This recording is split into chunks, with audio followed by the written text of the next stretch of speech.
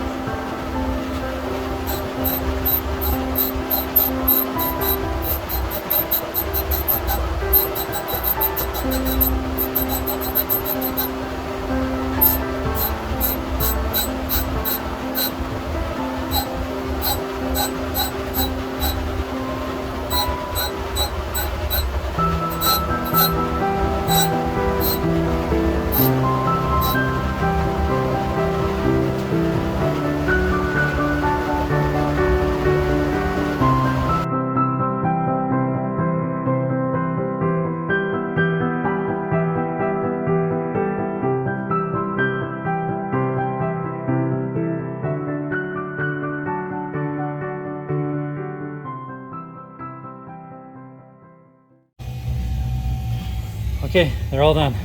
So we have 4 bottom caps. I'll just hold a couple up. He wanted full sculpting. Because they're tuba caps, obviously that's a lot more coverage, a lot more work. 4 top caps, 4 finger buttons, and the next step will be to cut the inlays and then set them into the finger buttons. And then once those have cured, this mod kit will be done. I finished the engraving. As you can see, we've got the Harrelson, Denver, Colorado engraving in the bottom of each of these. So everything has that. And now all I need to do is set the inlays and let those cure, and then we can finish this mod kit and ship it out. So I need inlays that are going to fit in here, and I need a clear resin cap on the top so that they're very durable and they last a long time. We need wood, so let's grab that first. So this client asked for a black wood, and I have lots of different types of wood actually. So we don't really have a black wood, and that's because it's not too common. I think for a couple reasons. I mean, we have ebony, which we could use, but it's so black that, and it's so dense that it has its own, set of problems.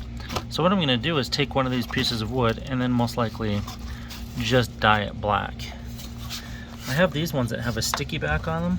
What I've learned is that the adhesive bleeds through into the resin when it cures, and that can cause its own problem. So we're probably going to avoid those today because they take an extra step to process. So let's find something that's nice and flat that also just makes you think, hey, that's wood.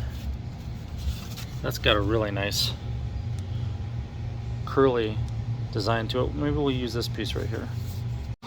I just spot tested with some alcohol ink in black, and that actually does look like a nice black. It's hard to tell against the regular wood grain, but I think I'll dye some, cut it, and then we'll set a sample and just see if it works. Alright, so I've set up the program to cut the circles out of the wood. So each of these is 785 in diameter, which is around the same size, within a couple thousandths of the diameter of those holes. And I can preview this just to make sure it's going to work. We just push play. Basically, there's not much to it. We're going to cut these on that machine right there. Alright, so I've got it all set up. You can see I've got the wood on there. I've got my program. And now we just need to close it up and push start and see if this works.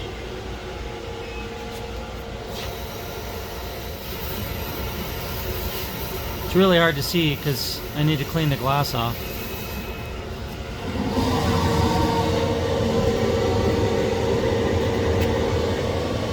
Alright, that is my inlay right there. So let's go check it out, see if it fits. There's my finger button. And it is probably a perfect fit. Alright, so I just measured this, and it actually is not a complete circle. It is a little oblong, and it doesn't quite fit. It's perfect in one dimension, not in the other. That means either the laser moved too fast, which is kind of unlikely, or the piece moved while it was cutting, which is probably what happened. Okay, I found the problem. It turns out that the software did not create circles, even though I set it to by holding the right key. You can see it's actually 785 by 817, so I have to fix that. That's actually not hard to fix, but I cut a second set and I had the same problem, and I thought, well, that doesn't seem right. So now we've got it fixed.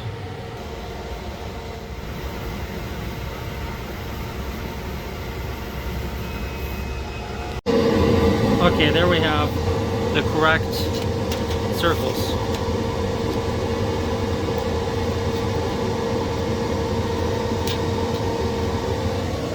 And now let's go check them again.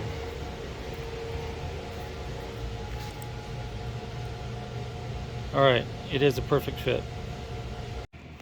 So I put in my resin and I dyed it black just to have a base coat underneath, and that'll lift these inlays up just a little bit because they're very thin. And I created a 100,000th recess because I wasn't sure which wood I would use, how thick it would be, and normally we raise things up by either gluing shims or just adding resin in there. So now let's harden these. Okay, so I've got those in there under the UV light, and it will take a minute or two. So this one I tested a couple different ways. This one is starting to look pretty nice. I need to get one air bubble out. Let's zoom in on that. But it's looking really close, so I'm going to get one, maybe 2 or 3 little tiny air bubbles out, and then we'll cure it. All right, it looks like we have finished everything on this. So these are the finished finger buttons. Let's see if I can zoom in there a little bit. And they are black wood. It's the wood that I had shown you before. I should have left that piece sitting out here. But I did put an acrylic cap on them, and that resin has cured already. It's a UV resin that is very high quality and lasts a long time.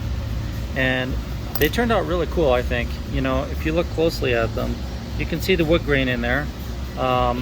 And they're just very nice to touch on the fingers. And they look massive compared to my hand because, of course, they're for tuba.